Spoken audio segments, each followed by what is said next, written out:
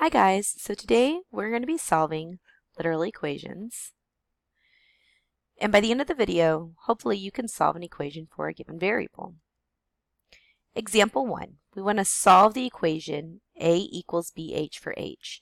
So this a equals bh should look a little bit familiar to you guys. It's what we use when we find the area of a rectangle. We take whatever the base value is and set it equal to the height.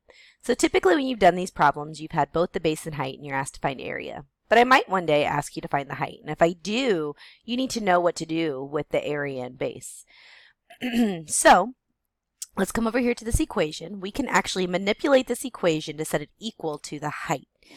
So just like anytime we've solved equations, we've looked at which side our variable is on. And so the variable we're solving for is on the right. And we want to look at doing our backwards order of operations, which I have over here on the right-hand side. So let's first start with checking. Is there anything that we need to add or subtract? And there's not. So we move on to multiplying and dividing. Well, h is currently being multiplied by b, so in order to undo times b, we're going to divide by b. And remember, what we do to one side, we must do the next. So just like the whole reason that we're doing these backwards order of operations is for these variables to cancel out, and we've isolated h. We have h equal to, well, we don't know right now what the area of this rectangle is or what the base is, but someday we may give you those values. So we're actually just going to keep these variables with the same relationship they have here and bring it straight down. So now we know the height of a rectangle is equal to the area divided by the base. Let's go ahead and do a second example. So we are solving for m minus 3n equals 8 for m. So again, utilizing those backwards order of operations, we're going to go ahead and identify which side of the equal sign our variable is on, which it is on the left. And now we're going to apply these order of operations. So I do see 4m being subtracted by this term 3n. The opposite of subtraction is addition. So we'll be adding 3n to both sides. The reason we're doing this is so that our 3n's cancel out, and we're going to bring down this 4 times m equals, well, 8 and 3n are not like terms. So instead of writing them vertically, we're going to write them horizontally. 8 plus 3n. Those two terms will still be added together.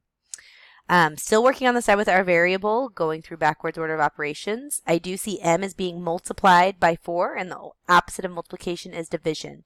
So we're just going to go ahead and divide both sides by 4. My 4's on the left are going to cancel out, leaving me with m equals.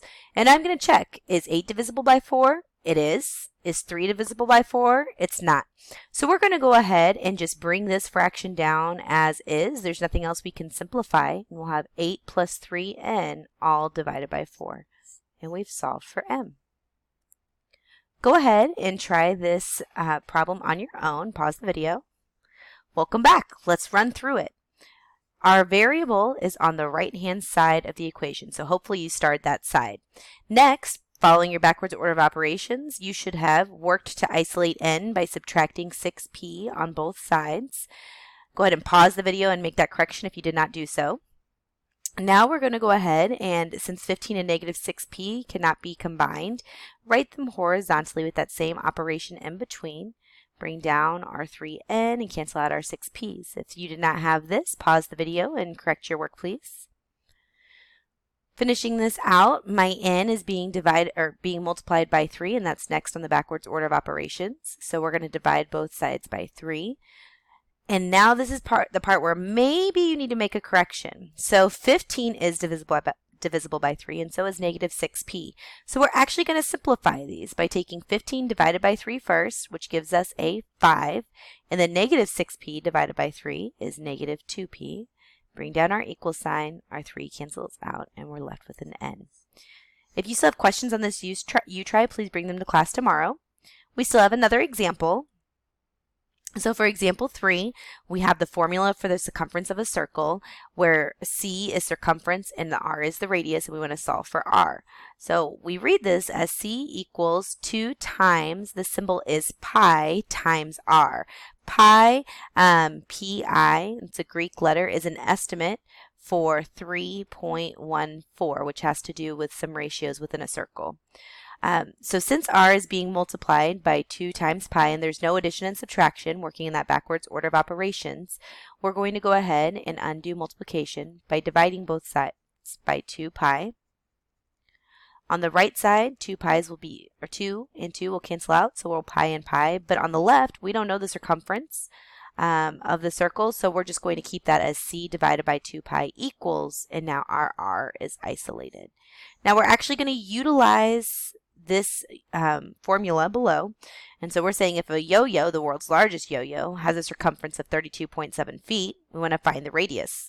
Well, we know our formula for radius now is the circumference divided by 2 pi, so we'll have radius equals 32.7 divided by 2 pi, and when you plug that in, be very, very careful. You're going to get the radius equals 5.20 feet. We have one more example. Solve for p in terms of, we are on example 4. Solve for x in terms of y and z. My x is over here in the denominator going through those backwards order of operations. There's no addition and subtraction to undo, but I do need to undo this division. So we're going to be multiplying both sides by x. It's reciprocal. X times y will just leave us with xy equals.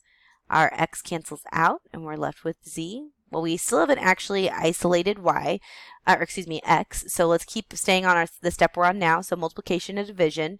X is currently being multiplied by y. In order to undo that, we need to divide both sides by y. On the left, y divided by y is 1, so those cancel out. X equals z divided by y. Here's the second you try. Go ahead and try to complete that. Bring your answer to class and any questions you have.